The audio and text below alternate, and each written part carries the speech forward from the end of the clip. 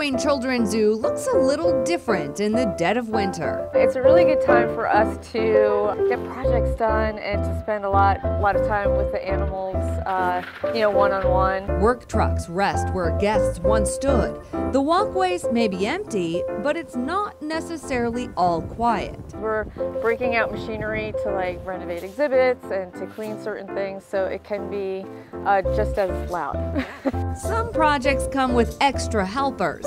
This goat wanted to help change the fan in his barn. I do like the change and the challenge of learning new things. Director of Animal Care, Michelle Smurl, came to the zoo in February last year from zoos in Florida. I kind of missed the winter. It wasn't really cold when I arrived. Every year, the zoo prepares for the long winter months. None of the animals leave the zoo in the winter. They stay here, but we have spaces that accommodate what they require for temperatures. We want their well-being to be consistent. So with that, we have to provide heat lamps, wind blocks, structures for them to go into to feel like they're out of the cold.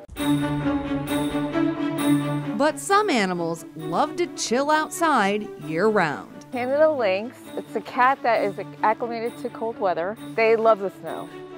They are from actually areas in Canada that are even colder than our location, so they are very acclimated to being in cold weather, and they are adapted to do so. They have really dense, thick fur, which kind of traps in the heat, so they can maintain that warmth. The cats look bigger than in the summer with their thick winter coats. Right now they look all puffy, and that's on purpose because that extra hair is trapping that heat underneath, so they can maintain their warmth. It's like a house cat or like your husky. They have seasons where they shed a lot of hair.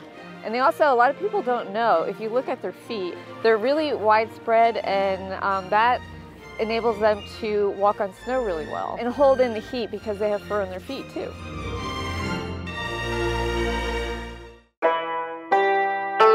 The red pandas hail from the Himalayas, known to be just a little cold in the winter. Where they are, it's so cold, and we don't have to worry about them in the winter, but we still provide heated shelters and anything that they need just in case they're feeling like they need a warm day. We really like that we give animals choice and control. So to give them choice, we give them the option of being outside or going inside to their heated shelter where the wind is blocked, and so we just want to make sure that they have those options. But the red pandas don't mind hanging out in the cold. They trap heat in their dense fur. They have really coarse hair underneath, which is perfect for trapping that heat. So red pandas have short legs, which is another adaptation to tolerating cold weather because they don't have to heat up like long legs. So the short legs help. They eat bamboo. They digest so slow that it's actually an adaptation to cold weather because they constantly have that heat source from the food. Louie, the white stork, usually lives in the zoo's Africa area, but moved to Central Zoo for Wild Zoo Wonderland. He loves people, so he was enjoying his stay here. And Louie is adapted to cold weather in a variety of ways. They have thick feathers, so like layers and layers of feathers that keep them warm, again, trap the heat. And then with birds, their scales on their legs are really thick, which helps trap in the heat. And there's also something going on inside where their veins and arteries are close together, and it helps with warmth and blood flow. So it's a really cool adaptation for birds to help them keep warm. And if you notice, a lot of birds stand on one foot, and because they're bringing their leg closer to their warm body for the feathers, and they change it up. So they warm up their leg, they put it down, they hold up this leg, warm it up. And so if you see birds standing on one foot, there's a reason. Now, is there a threshold where he would go in? Yeah, he has access to heat in here and a wind block and a shelter.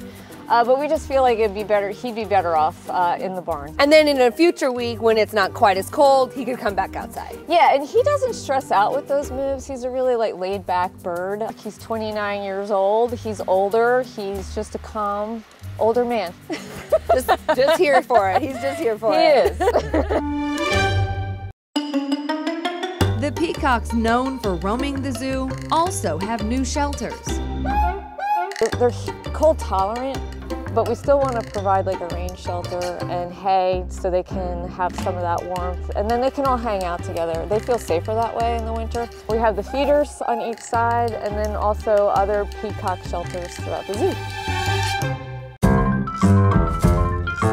The playful North American river otters take dips in the pool 12 months a year. And they do just fine in the colder weather. One thing that's working against them is the really long bodies that they have to keep warm. So what they do to counteract that is they eat a lot.